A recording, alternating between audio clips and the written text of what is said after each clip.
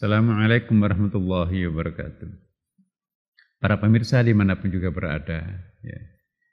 Salah satu hal yang sangat mengesankan dalam hidup ini ialah ketika kita memiliki apa yang disebut dengan sahabat spiritual.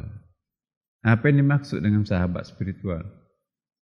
Sahabat spiritual ialah seseorang yang sangat berarti dalam hidup kita, yang suka memberikan pandangan-pandangan, terutama pandangan spiritual, yang selalu menegur kita kalau kita melakukan kekeliruan, kehilafan, yang selalu mengingatkan kita untuk senantiasa dekat dengan Allah Subhanahu wa taala, yang selalu memberikan perhatian khusus terhadap kita, mengapresiasi kita pada saat kita melakukan kebajikan-kebajikan.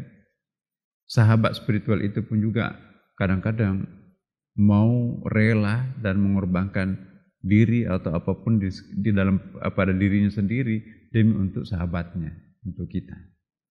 Saya ingin berikan satu contoh sahabat spiritual. Bagaimana Abu Bakar As-Siddiq itu bisa menjadi sahabat spiritualnya Rasulullah. Ya, sehidup semati di Gua Hira. Ya. Bagaimana Umar bin Khattab dengan kekuatannya mendampingi Rasulullah dengan segala macam resikonya. Bagaimana Ali bin Abi Thalib masuk ke dalam selimutnya Rasulullah SAW sehingga musuh terkecoh. Coba kalau langsung ditembus pedang ketika Nabi bersembunyi menjelang pindah ke Madinah itu, maka akan jadi korban adalah Ali. Anak muda seperti Ali ini, ya, jarang kita temukan. Tapi di sini juga sekaligus sahabatnya Nabi itu, ya, ada juga seperti Utsman bin Affan. Utsman bin Affan ini keahliannya adalah cari dana. Sampai pernah ditegur, "Hai Utsman, kalau sedekah jangan sepenuhnya, jangan 100%. Karena dia kan seluruh untanya dijual untuk membiayai para pengungsi ke Madinah. Gampang ya Rasulullah. Di Madinah nanti saya gampang cari uang kok." Betul, tidak lama setelah pindah di Madinah, salah seorang yang paling kaya di Madinah juga adalah Utsman. Nah itu kabinetnya Rasulullah SAW. Umar bin Khattab itu adalah sangat cerdas, sangat kritis, manajerannya sangat kokoh. Nabi memerlukan Umar bin Khattab.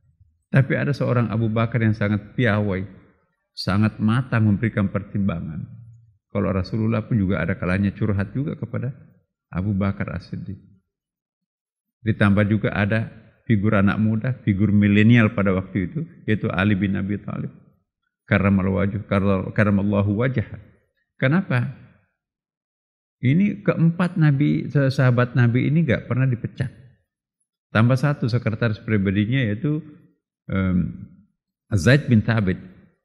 Kelebihannya Zaid bin Thabit ini adalah ahli bahasa. 6 bahasa dunia pada waktu itu dia kuasai betul. Bahasa Kipti, bahasa Suryani, bahasa Arab, bahasa Romawi, bahasa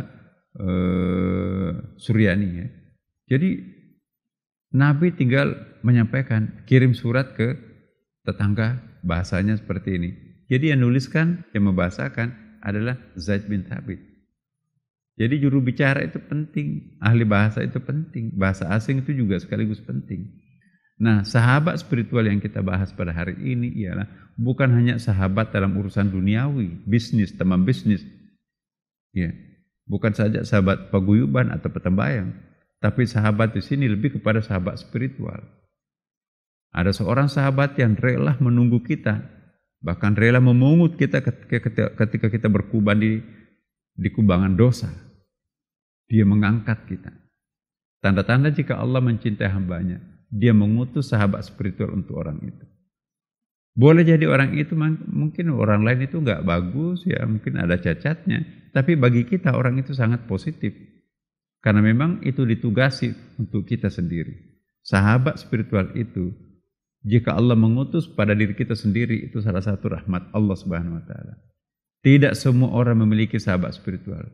Maka itu carilah sahabat spiritual yang bisa menemani kita untuk dekat dengan Allah Subhanahu wa taala. Bisa mengangkat dan mengingatkan kita kalau kita sampai lupa kepada Allah Subhanahu wa taala. Inilah yang kita masukkan sahabat spiritual. Ya, jika ingin tahu di mana nanti alamatnya di akhirat, hanya 2 alamat kan, kalau bukan surga dan di neraka di sana kan.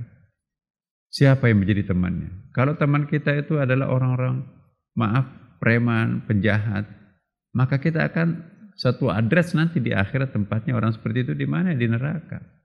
Tapi kalau sahabat kita para ulama, orang baik, di mana kompleksnya di akhirat nanti? Ya di surga. Maka insya Allah, jika kita ingin tahu alamat kita nanti di akhirat, lihat siapa sahabat kanan kiri kita yang menemani kita siang dan malam. Kalau orang baik, maka insya Allah kita akan pasti menjadi orang baik. Inilah yang disebut dengan sahabat spiritual. Assalamualaikum warahmatullahi wabarakatuh.